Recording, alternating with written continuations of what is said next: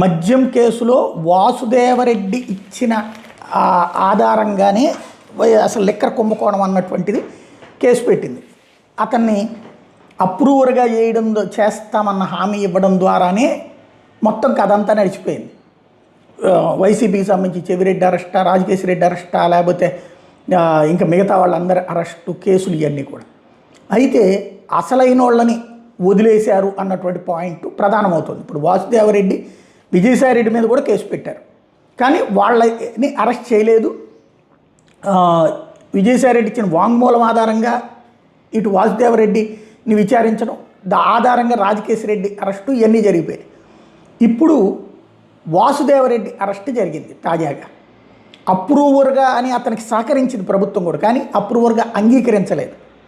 ఈ నేపథ్యంలో జరిగినటువంటి పరిణామం అన్నది నిన్న అతన్ని అరెస్ట్ చేసి రిమాండ్కి తరలించారు. అందులో వాస్తవంగా ఇంతకుముందు డిజిటల్ సిస్టంలో డబ్బులు ట్రాన్స్ఫర్, అది ప్రభుత్వానికి షాపుల నుంచి డబ్బులు వస్తాయి, ఆ డబ్బుల్ని అకౌంట్లో పడితే ఈ డబ్బుల్ని డిస్టిలరీ కంపెనీలకి పంపించేవాళ్ళు.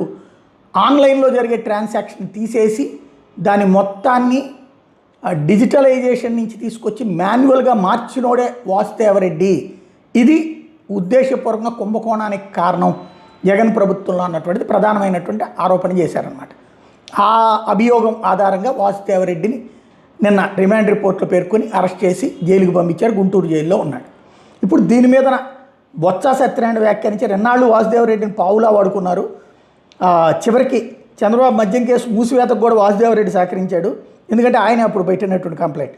ఇప్పుడు అకస్మాత్తుగా అరెస్ట్ చేయడం సందేహాస్పదం అంటూ ఇటు బొత్స సత్యనారాయణ స్టేట్మెంట్ అన్నటువంటిది కీలకమైనటువంటి అంశం.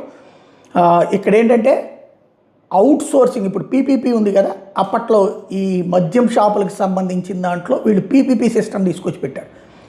షాపులో కంపెనీల వాళ్ళు వచ్చి సరుకు పెడతారు, దానికి ఒక రేట్ ఫిక్స్ ఏమో ప్రభుత్వం చేస్తుంది, ప్రభుత్వానికి ఒక రేట్ ఏమో ఆ కంపెనీ ఫిక్స్ చేస్తుంది. ఈజీగా అర్థమయ్యే భాషలో చెప్పాలంటే మనకి సూపర్ బజార్లలో స్టాల్స్ తరహాలో అనమాట. ఒక మద్యం దుకాణంలో నువ్వు ఏది కావాలంటే అది కొనుక్కుంటావు, ఆ కొనుక్కున్నందుకు నువ్వు రేటు తీసుకుంటావు, ఇస్తావు. అంటే 500 రూపాయలు నువ్వు ఇచ్చావు అనుకో, ఆ కంపెనీ తయారు చేసి ప్రభుత్వానికి అమ్మేది 200కే.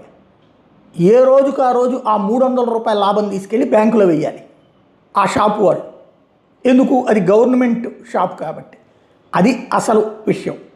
ఇలా వచ్చిన డబ్బులు మధ్యలో ఇక్కడ షాపుల్లో తిన్నారని ఒక అభియోగం.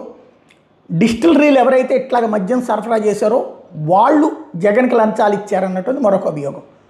ఇది ప్రస్తుతం లిక్కర్ కేసుకి సంబంధించిన కీలకం.